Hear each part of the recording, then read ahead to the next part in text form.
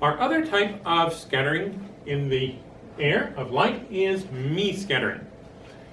This happens when the particles doing the scattering are relatively big compared to our light wavelength. So for example, the tiny water droplets or ice crystals making up clouds, or fine dust, things like that, would be things doing the Mie scattering. Also, unlike our Rayleigh scattering, the Mie scattering has the light still mostly going forward, but not so much as a straight line. It's a little more spread out. Also, unlike our Rayleigh that scatter the blue more and the red less, Mie scatters all the light the same. So instead of different colors, we get a general kind of whitish to gray look as a result of the Mie scattering.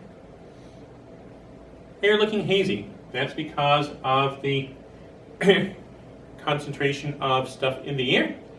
Aerosol, tiny bits of liquid, say, or very fine dust, soot particles, things like that, makes things look gray from the Mie scatter of light. Even on a fairly clear day, you typically can see some evidence of Mie scatter. If you look at the sky in different areas, closer and further from the sun, again, don't look directly at the sun, that's going to damage your eyes, but looking closer away, or let the camera do the looking, you notice that it's lighter colored, more whitish, closer to the sun, deeper blue as you get further away. Again, that's due to Mie scattering, mostly going forward, so it's closer to the sun, it's not scattered out in all directions the way our Rayleigh to spread the blue around does.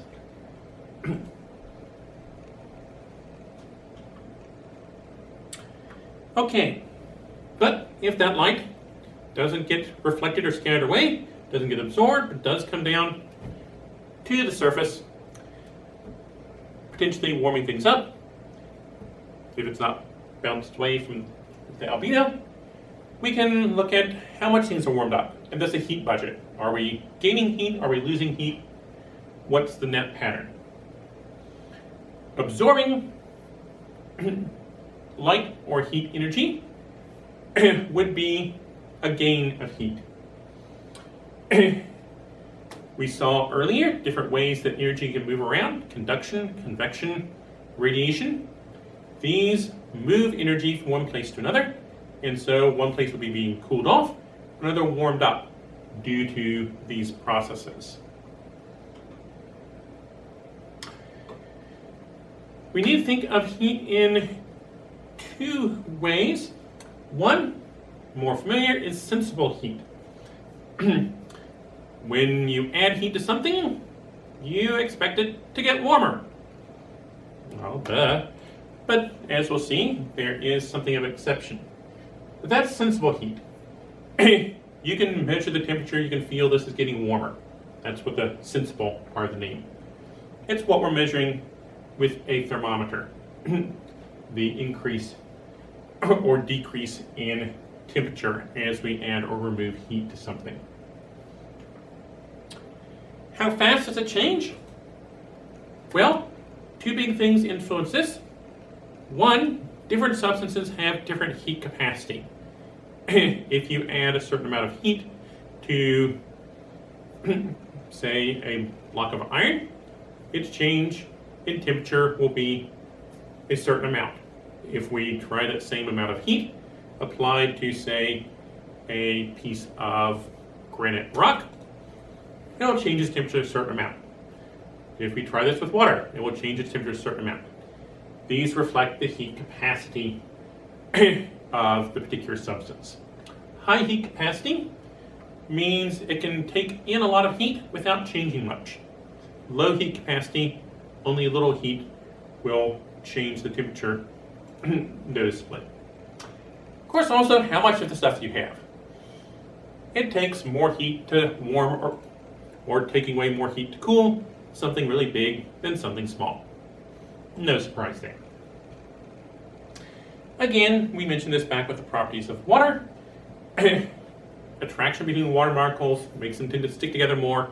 so they absorb more heat in order to change temperature than many other things.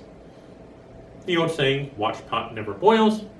Well, even if you watch pot, it does eventually, but it's not a real exciting way to pass the time because water has a high heat capacity.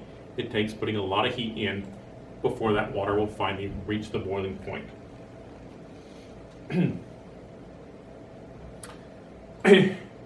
Even if we have something mixed with water, say we've got soup, that other stuff will typically have a lower heat capacity and so change its temperature faster than just water by itself.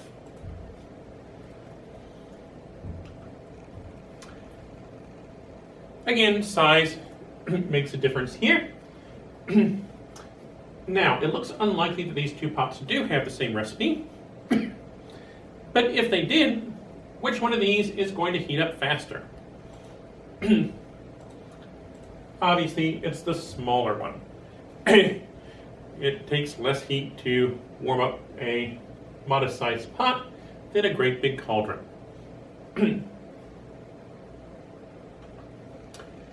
Besides sensible heat, we also have latent heat. This heat goes into changing the state of a substance. And while this is happening, the temperature stays roughly the same.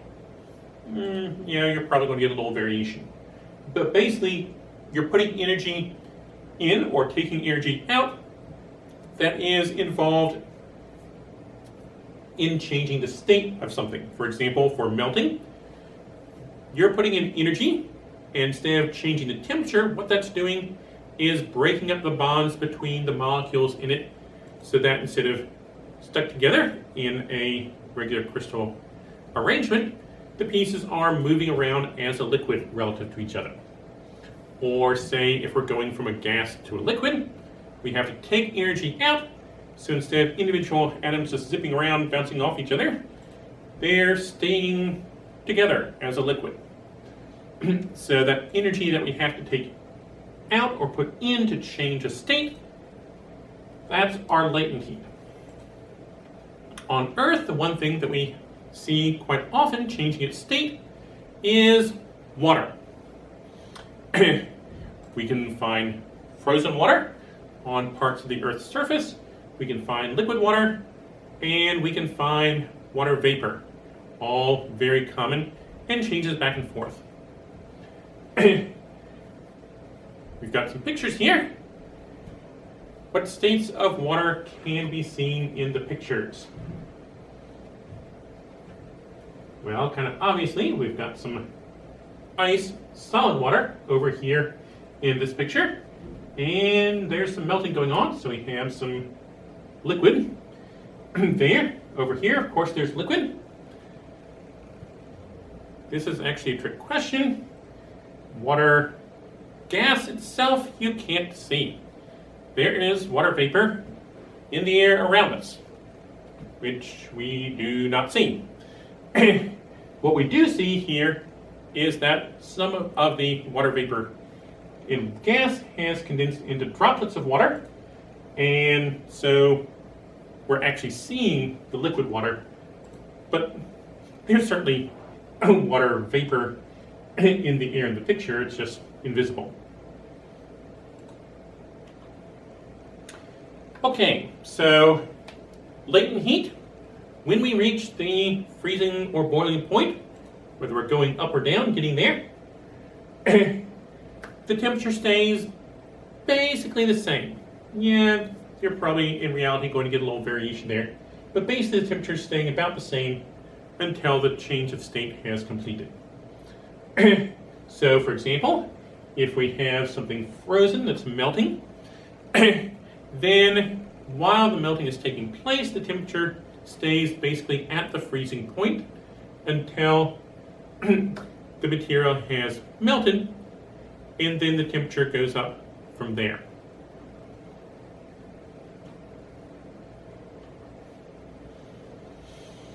So we have all sorts of these changes going back and forth. We can have solids melting to make liquids, liquids freezing to make solids, liquids evaporating, vapors condensing, You can even go directly between a solid and a gas sublimation for solid to gas, deposition for gas to solid. And all these are going on in the air and on the Earth's surface with water. So these changes in water are very important to weather, and in fact we'll see they're a driving force in many important types of weather phenomena. Okay, so Earth's surface, things get warmed up if sunshine gets through and it's absorbed rather than reflected by the surface. How do these patterns vary depending on where we are? There's variation with latitude, how far north and south we are. Heat budget, we can think of, just in general, the Earth is keeping at a fairly constant temperature. Yeah, we are seeing some warming, but it's not huge in terms of the total number of degrees. Now, just a few degrees can have a big climate impact, but overall, Earth's temperature is relatively consistent, which must mean that the amount of heat coming in from the sun and the amount of heat that's going back out into space is reasonably close to a balance.